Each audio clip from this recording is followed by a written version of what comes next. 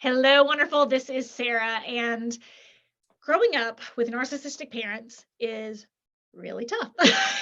And it can really have some long-term consequences that many of you guys have experienced, and it's created cycles in your life. And I know that if you're listening to this podcast, you want to be a cycle breaker. You want to say this ends with me, and I won't carry this on into the next 10 years, and I don't want to carry it on for my kids. So we have Alundas Havens, and he is going to give us his wisdom on how he overcame things. Hello, Alundas. How are you?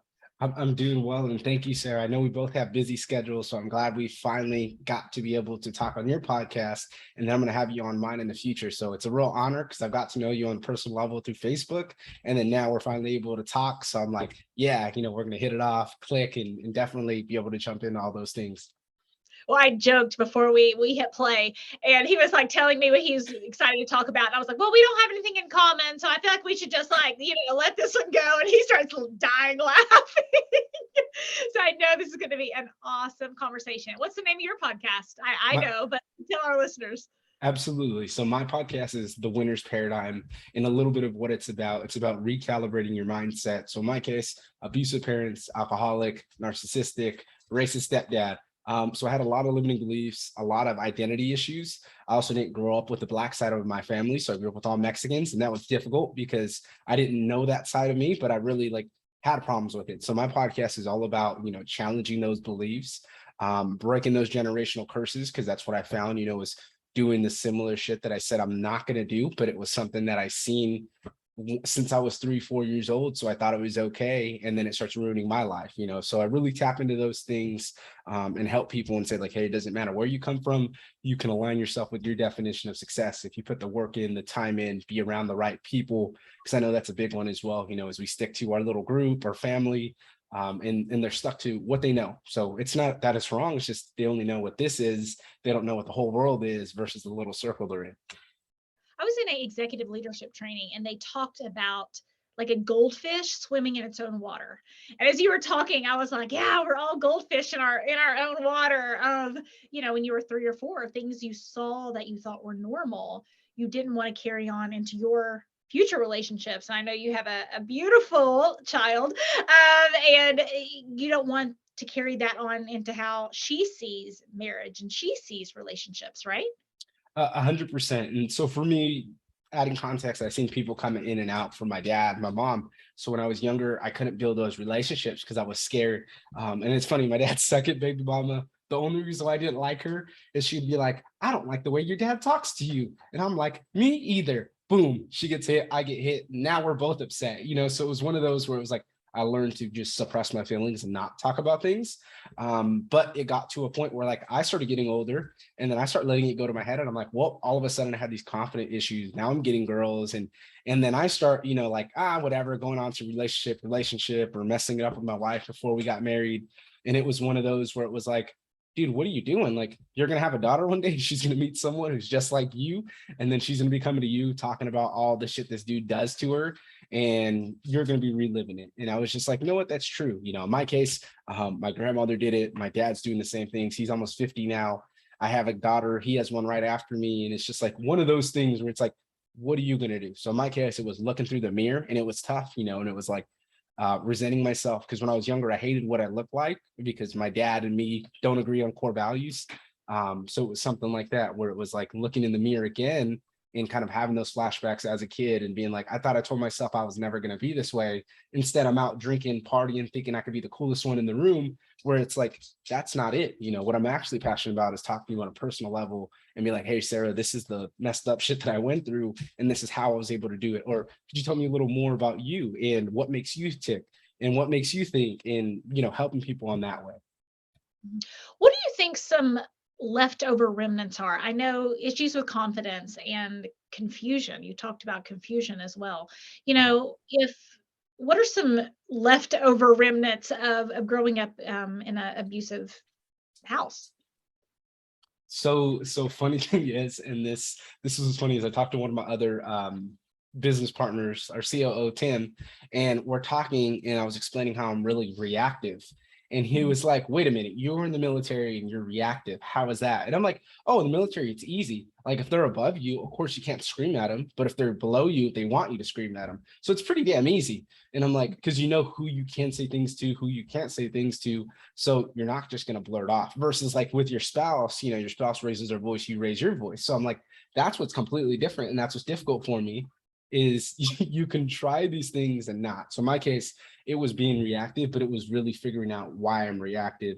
And it's environmental things. You know, it was at home saying certain things. And if I use slang or I got a design in my head, you're a hoodlum, and my stepdad's going off on me. So in my case, it was like knowing with my stepdad, there's things we don't talk about. We don't talk about politics because he's all the way on the right and he says some crazy things. And then on the same time, like my dad, I knew there was certain things I don't talk about at all. So for me, it left me in that all the way up till, you know, getting older. And for instance, like my brother-in-law did something to my father-in-law and made him look really bad and really painted this image and it pissed me off, you know. So my father-in-law asked me, hey, what would you do in this situation? I'm like, I'd kick him out for disrespecting me and doing something like that. And it was one of those where it's like, you'd really do that to your kid, like, even if you want them to do better. But in my case, it was good that like I was able to get that feedback that time. And he was like, yeah, you know, that is one way to solve the problem. But I think it just amplifies really what's going on to where you guys can't have that civil conversation. Like you got to remember they're young. Not everybody's been through the same things you have been through. So in your case, you know, you may take it that way, but it's not. So for me, it's really, you know, rewiring that. Another thing that I'm going through right now, and it's an ever-changing process, is as all entrepreneurs, you know, we thrive in chaos. So I have a million things going off at once and I need to like slow down. But in my case, it's like doing the business, taking care of the baby full time, running a podcast, starting a second podcast for the business. And then I'm finishing up. This is my last month of school, so I hate it, but it was something that I said I was going to do. So in my case, it was like, you're doing it regardless. And now it's hurting sleep. So in my case, it's like really dialing all that in and then channeling it out. In my case, I've been doing spirituality, meditating, praying a little bit, and it's allowed me to journal these things and really get them out, because it's no matter how far you go, you're eventually going to deal with something or something may pop up. And in my case, it was like, oh, I feel good. And then all these things start happening. I felt good a month ago. And then two of my friends passed away and I realized I'm a lot worse than what I thought I was, because it was some things that I needed to be able to tackle first before I can move further in life. Thrive in the chaos. And that is, well, I loved it and I laughed. You know, people on the podcast can't hear me laugh, you know, because entrepreneurs probably do thrive in the chaos. And if I told you about my day, you would probably throw up, because even I've seen you post it.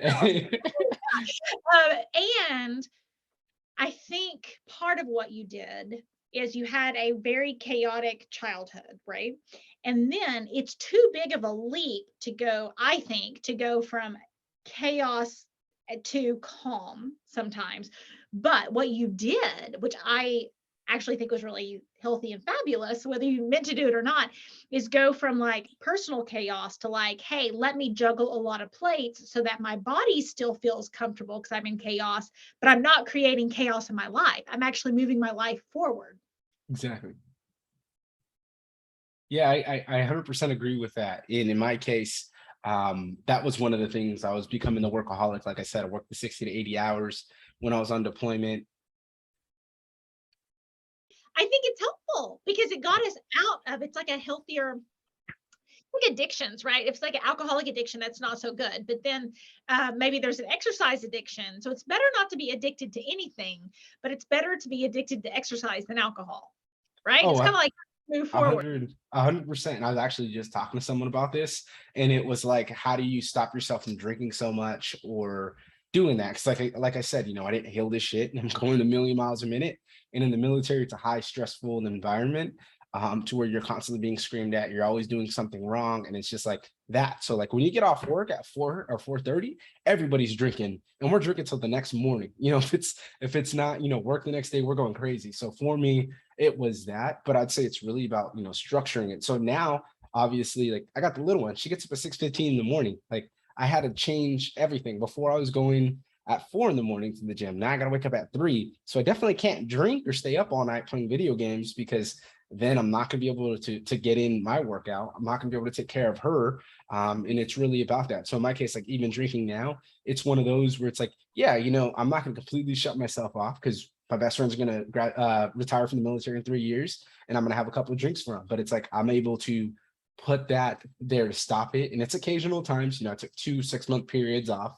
And then I'm able to, just really enjoy the moment, but it's not like I'm getting hammered and then I'm going crazy and doing all this. No, it's like I'm actually focusing on being in the moment and doing that. In my case, like I always needed something to do. And I know we talked about thriving in chaos, but it was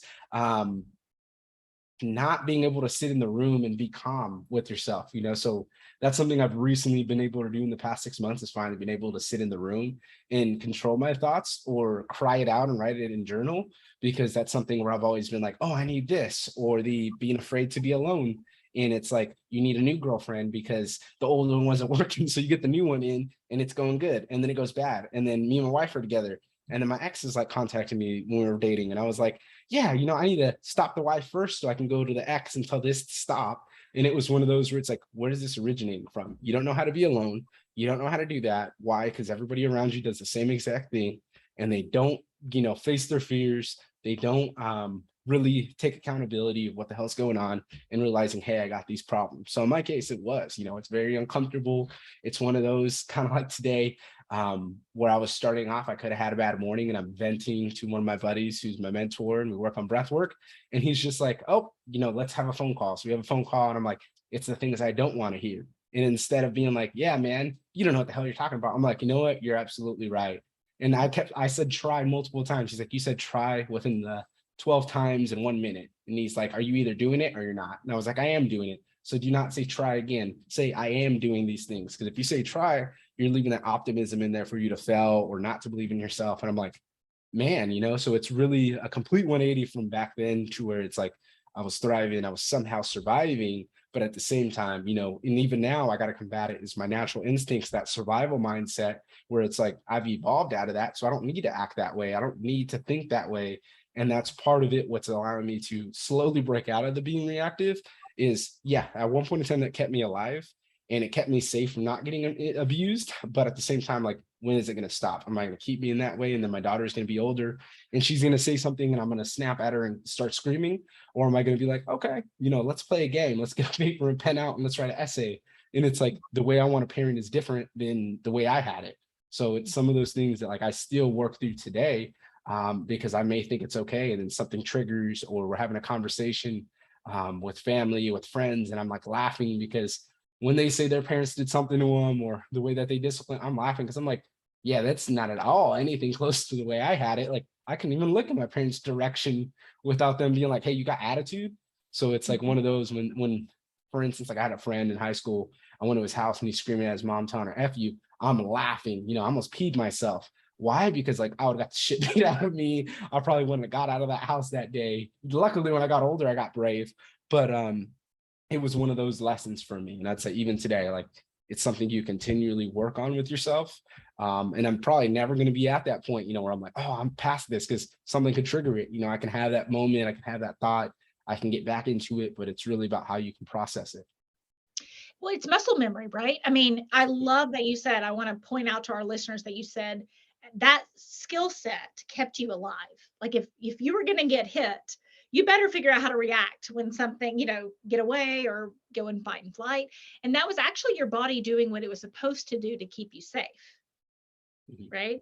It's just not helpful in a conversation with your wife or when your daughter's not old enough to do this. But when my kids, they spilled milk the other day and I was like, there's a reason they say don't cry over spilled milk, right? It's just like, it's a mess. It's in the floor, whatever, right? But it's like, if how dare you do this? Are you so stupid? How dare, don't you pay attention to anything? Which is, I guess, what you experienced as a kid. Oh, yeah, it was, yeah, that and a little more, but it was really one of those things, like, for instance, like now I curse a little bit. So I would say shit. And I said, I'd be like, what the fuck did you just say? And I'm like, oh, here we go again. Or just saying crazy shit to where it's just like, he's talking about hating one group of people. And he asked me, who do you hate? I'm like, I hate everybody equally. I just don't care. If you want to talk it, I can dish it out too. Then I'm the racist bigot and I'm getting kicked out the house and he's swinging on me. So it's like certain things like that to even now, like I'll hear it, or like the in-laws, like they grew up a little bit different. I mean, they had it better, so it's like the way they say certain things or that, I'm like, dude, they're ignorant. And it's just like, no, they're not ignorant. They just don't know what it is. They haven't gone through these things. And that in my case, I'm like, people don't understand how it is when like your family don't check on you, no one cares. And then when you do things on your own, you break out of that bubble. Now everybody's talking smack about you, and they want to run to their sources. Like they want to go to my parents and be like, oh, he said this about you, either if it's fact or not. And it's one of those where it's like, you're going to go to somebody who's done the same thing that they've been doing for the past 20 years, pointing the finger to everybody else, but the one who's actually doing better for themselves, actually trying not to be toxic, you have a problem with, but you yourself can't pick up the phone and give me a phone call and say, hey man, what's going on? I'm glad you mentioned that. And that's when dysfunctional family systems are set up, just like that goldfish in the water. Absolutely. When the little goldfish jumps out of the bowl and into they don't want to break out. So they just go, oh, look at that goldfish. He thinks he's better than everybody else. Like he thinks he's got wings. He's supposed to be a fish and he's trying to be a bird, whatever. It's silly. But I'm glad you pointed that out, because that's happened to so many people. And it's just, it's hard. You want your family to support you. And it's like, look, I'm trying to do better. This is chaos. I'm trying to get out of it. And people are like, who do you think you are? No, exactly. And what's funny, what I actually took worse than my actual family was in high school. So to add more context, I knew I eventually was going to get kicked out of the house, and I knew eventually things were going to go well for me. So when I was 16, when I was in 8th grade, I moved with my dad because I wanted to finally have a dad. I felt like there was always a disconnect. He was there for sports, and if not, that was it. If I did bad in sports, it was like, what the hell are you doing? You're a fucking idiot, and going all there. So when we talk about, that hard talk and like the get David Goggins and screaming, like that's what I deal with in my head, which that's how I was able to push myself. So in my case, it's good, but it's the external of my dad. You're okay. So you're my second podcast interview today. Yeah. And it was a guy who had an abusive dad, and he said the exact same thing. And I want to point this out, because it's like both of you have broken out and broken the cycles, right? And so it was this idea of like, oh, it really stunk, but it gave me a hard work ethic. It gave me, Exactly. In some ways it did, because we got to look for the silver lining. Otherwise, we're all just like, why not drink ourselves to death? I mean, it's rough. No, I love how you say that. And what's funny is it's that, you know what I mean? And like watching them drink all the time. And it's just like, bro, that's really not me. Like I'm trying to be healthy and I'm over here drinking and stuff. So in my case, it was like channeling those things and realizing like I can push myself farther than anybody can. And I believe in myself way more than that. In my case, family aspect, that's always really been that way. I was the middle child. So it was everybody was either older or younger. And then at the same time, my parents wanted me tough. So if anybody messed with me, I had to fight them. And it was just that kind of mentality, as well as external, on the street. School was that way, to where it was just fight or flight all the time. So in my case, I lived in that. And then growing up, it was, fighting it, but I became strategic. Like I knew my personality and what to do. And I acted scared a lot of the time. And people were like, why are you scared all the time? In my head, I'm like, I'm not scared. I just know how to beat you guys, but I'm not telling them that. So it was really working through those things. And then for myself, setting it up and being like, you can accomplish anything. And what I meant to say was, I had a friend, 16 years old. I went back to live with my mom, and I would leave every day, basically. I would do my chores at home. I would go home every single day, do my chores, whether it took me 3.5 miles to walk home from a friend's house. I'd do my chores and I would leave. Why? I knew me and my stepdad were going to get in a fight. And it was one of those where it was just like, I didn't want to hear him. He'd say some shit and he'd be like, oh, Trump this and Republicans. And I'm like, bro, like, it's not all that. And at the same time, like, why are you just hating on these people? Or if someone wants something different than you, or has a different, they like other people that you don't, now it's a fucking problem to you, where it's like, if they like the same sex, they like the same sex. Just let them be. Like, as long as they don't push their beliefs on you. But at the same time, we say we're Christians, and a lot of Christians push their beliefs on people in, oh, this needs to be in politics, So it was having those conversations, but I learned, hey, I need to be out of here. So going to do chores. I slept on one of my friend's house for about 2 years. I'd be on his couch all the time. I'd be over every other day. It was like 2 friends that rotated houses on.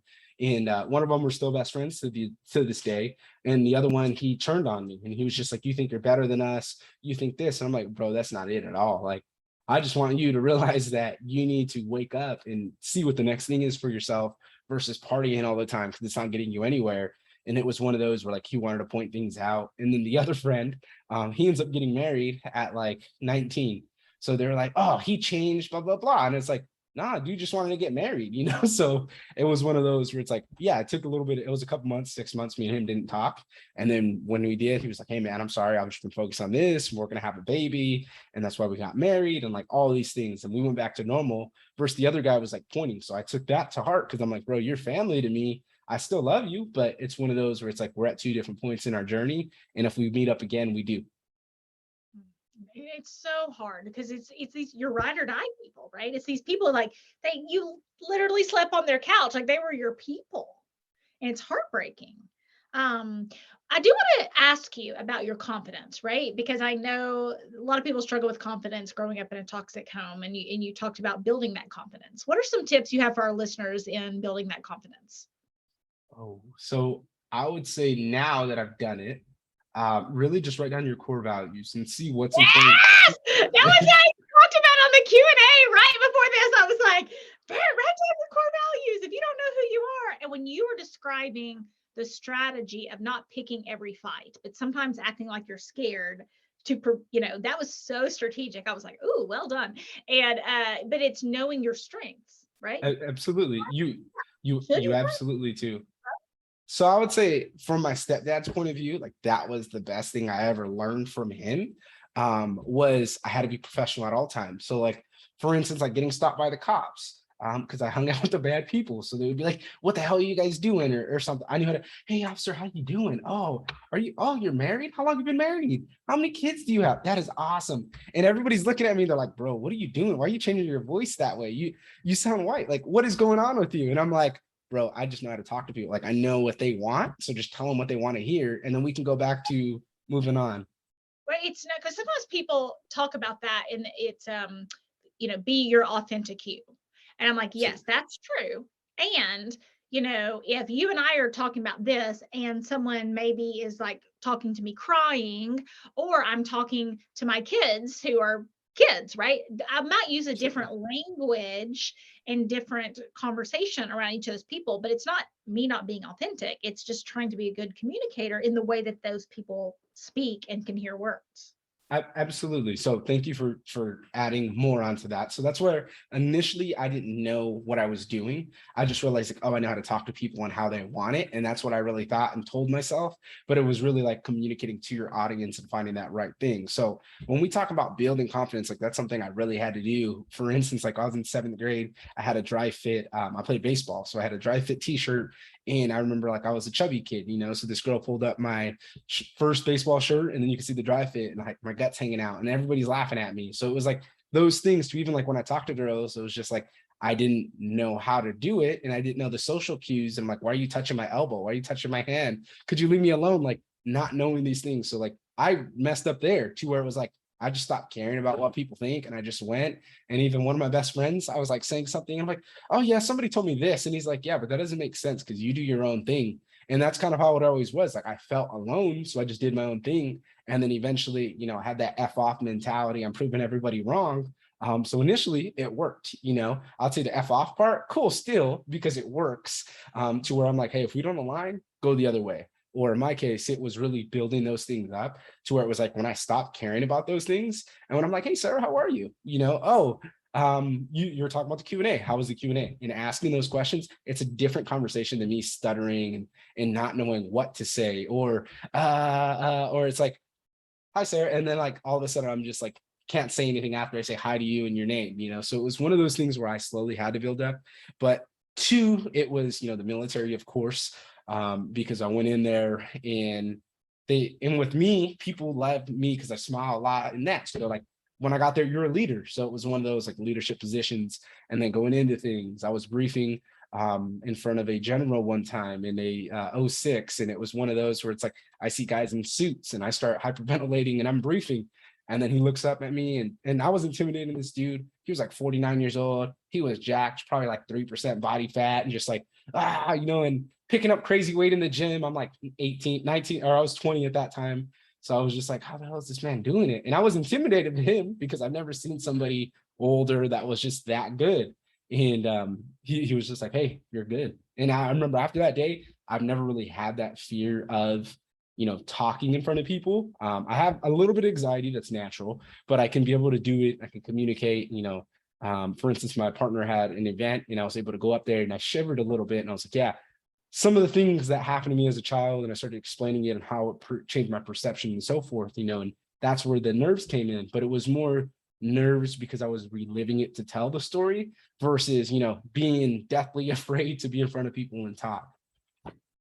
I love that. And sometimes it can be excitement, right? And we Absolutely. can trick our brains because like nervousness and excitement is kind of the same thing. Well, I know people will be excited to listen to your podcast and see where they can find out more about you. So Alundas, where can our listeners find out more about you and your work? Absolutely. So easiest way to find me, the Winners Paradigm Podcast on any platform for podcasts, and then thewinnersparadigm.com. And that's where easiest place to find me. And then any social media, the Winners Paradigm or Alundas Havens. Thank you for sharing your story. I know that you went through hard things as I have and as my listeners have. So thank you for coming and sharing your story with us, helping us become winners and helping us become obviously more toxic person proof. Thanks. Thank you, Sarah. It was an honor.